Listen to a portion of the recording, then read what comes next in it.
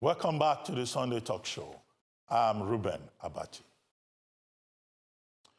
Now, before we went on a short break, we were discussing the Intel's MPA matter. But there's one side of it that I think we haven't commented upon, and that is the Attorney General saying that all revenues will go to the Treasury single account. But in this particular matter, you find a situation whereby Intel collects the revenue, not paying into the TSA, and does not pay to the TSA, and decides on what to give the MPA, and then claims we have loans, we have done this, we have done that. Who does the audit? That's why I said I agree there were elements of politics in it, but ultimately you must look at the administrative side of it, and that's why Intel cannot successfully fight this with the government, especially where the laws and constitutions, provisions are concerned. You can't. You collect money on behalf of the government, and then you are giving government your own beat. How? How is that? But it's fine. And I guess to your point also, I think it's interesting because Intel's is not, it was not a loan.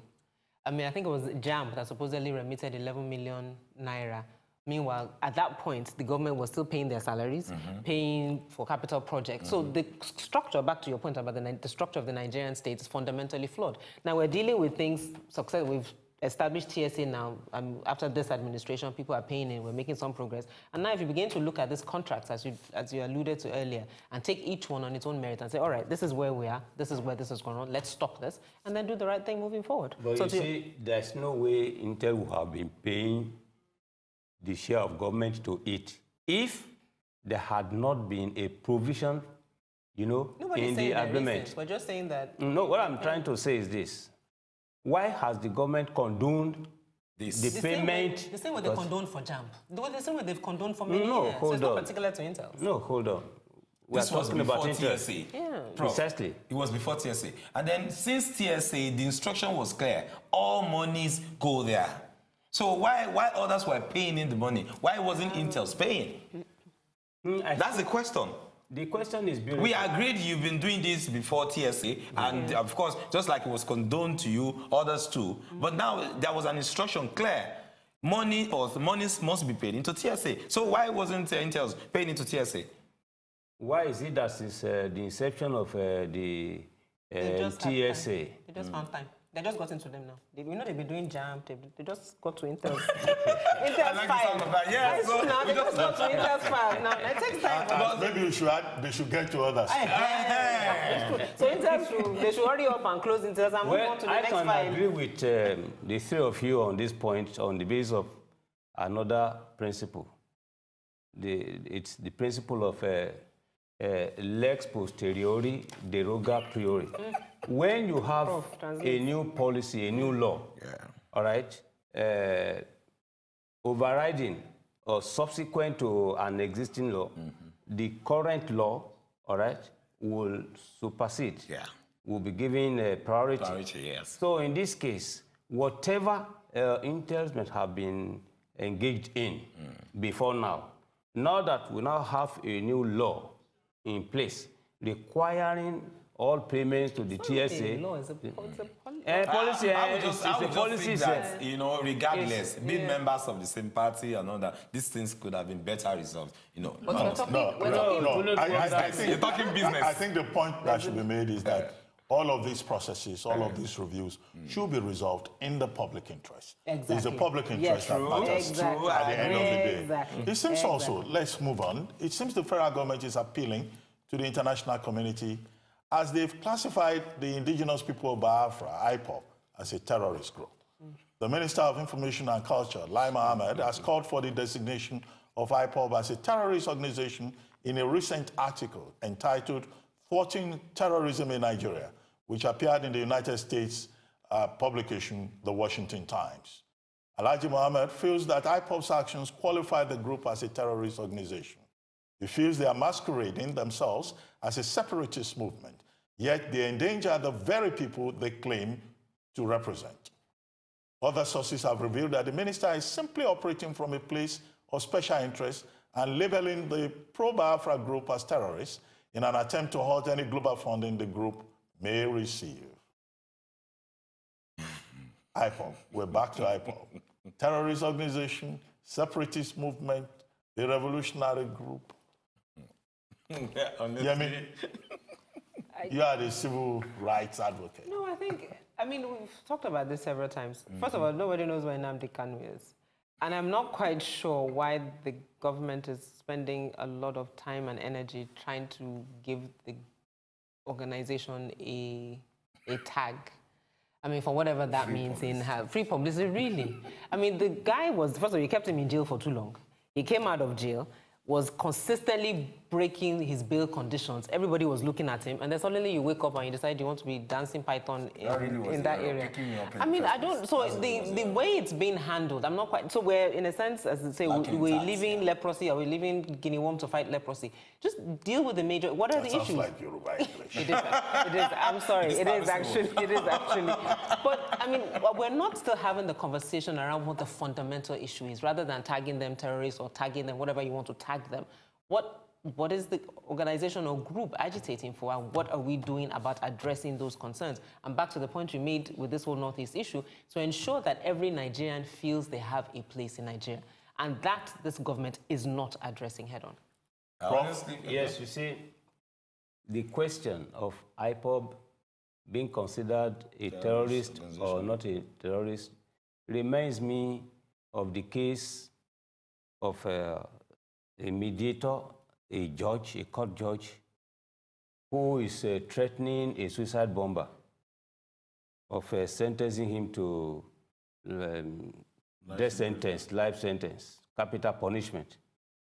The suicide bomber left home to go and die already.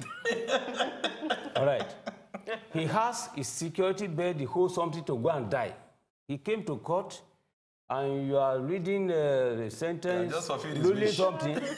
So are you frightening him or threatening him for what? Because already he's prepared for death. Now, IPOB, Kanu and others, they've made it clear that they want a state of Biafra. Now, you now come out to say they are terrorists. Then, whatever you call them wouldn't matter. They have a focus, they have a good idea of what they want, and they are using all available means. Now, describing them, giving them name terrorists, tells me non-seriousness of purpose. One. But I think that by trying to negotiate with the leaders of the region now may be a better approach than giving anybody the name of terrorism. It does not reflect the international definition of terrorism. It does not. Well, Prof, let's leave Nigerian matters alone for a while and then go to Liberia. When I define this briefly, I would like Wale to comment on it. Former football star George Weah and incumbent Vice President Joseph Boakai, who is 73, by the way, on Saturday, edged closer to competing in a runoff vote for Liberia's presidency, with 3/4 of polling stations that have been counted. Weah, who is 51, now commands 39.2% of votes cast and counting, while Boakai has taken 29.6%. It is likely that no single candidate will gain more than 50% of the vote as required, and the election will most likely go for a runoff this November between the two top contenders. What are the prospects in Liberia? You are the political reporter, Wale. Just maybe this time, like President Buhari in 2015, where will be elected. He's actually been on this since 2005.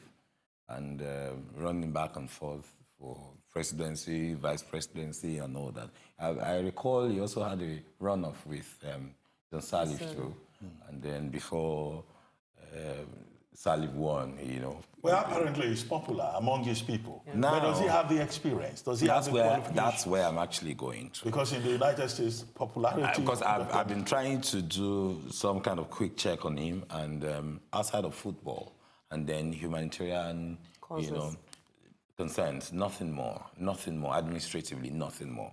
And I recall that in his first attempt, one of the things that was raised against his candidacy was poor education, as against Salif, a World Bank trained financial analyst. You know, nothing has changed significantly. But do you need big certificates to run a country? You don't. They tried it in Mexico. You it don't failed. you need basic, you know. And outside of football, I mean, if there is nothing to a man's experience outside of playing. No, but a footballer is also a leader. I disagree. I see a lot of leadership on the field of play. Also look at it in the context of people just gambling and let's try something else. I agree. We've had experience. It hasn't just worked. like we had in 2015, we had two very bad options and we had to go for one.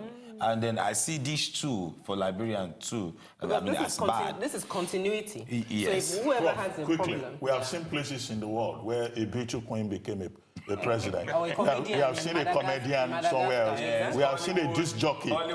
Should it not be the turn of footballers too? Hallelujah. There's nothing wrong if you want to elect a footballer.